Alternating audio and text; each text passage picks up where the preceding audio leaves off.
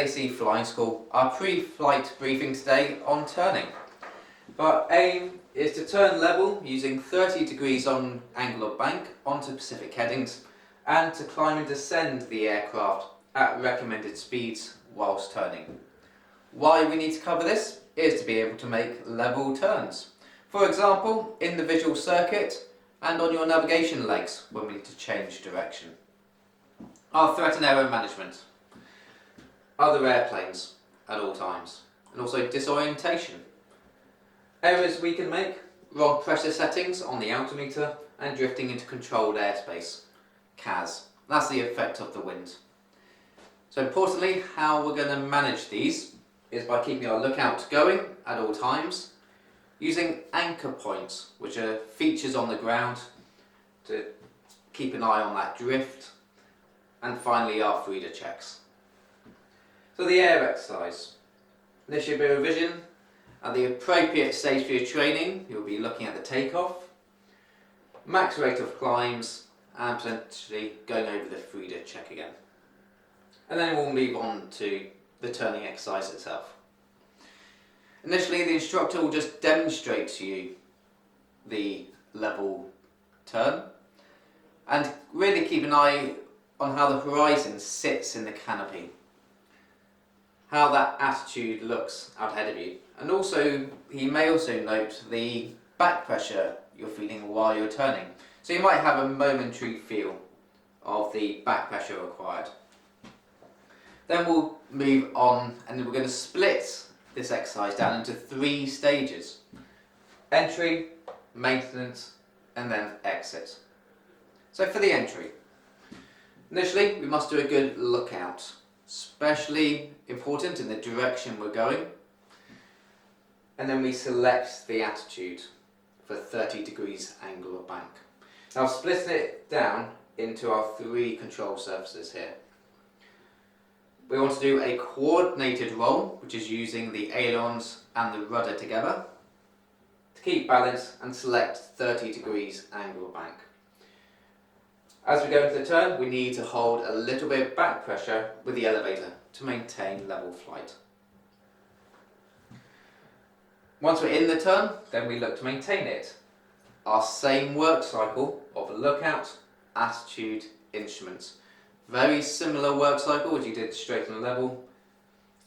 Just bear in mind the lookout, and you're just going to have some blind spots as you go. Which brings me back one stage to the entry. For the lookout, bear in mind we do have some high wing aircraft at the flying school. We might need to raise the wing to look under the blind spot before we go into the turn. So, for example, in the 150 or 152, if you're doing a turn to the left, you need to raise that left wing slightly to have a look, make sure no one's there. So coming back to our maintenance, attitude, and then instruments, especially on the altimeter and the ball. Bear in mind that when you're maintaining, we're now holding an out of trim situation. We don't do any trimming in the turn. And if you find the attitude goes off slightly, so just make small attitude changes, making sure you're looking ahead. So any changes you need to make, just make small attitude changes and then carry on the work cycle. Finally, when we want to exit the turn, we want to anticipate first. And I'll come back onto that a little bit later. Again, then select straight and level attitude. And I've broken it down into doing a coordinated roll to come out of the turn and releasing the back pressure on the elevator. Finally, have a lookout. Remember I mentioned that blind spot, so that either the downgoing wing or you may find with high wing aircraft, you will find that upward wing will be a blind spot. Do make sure you have a look and refine eventually to your datums.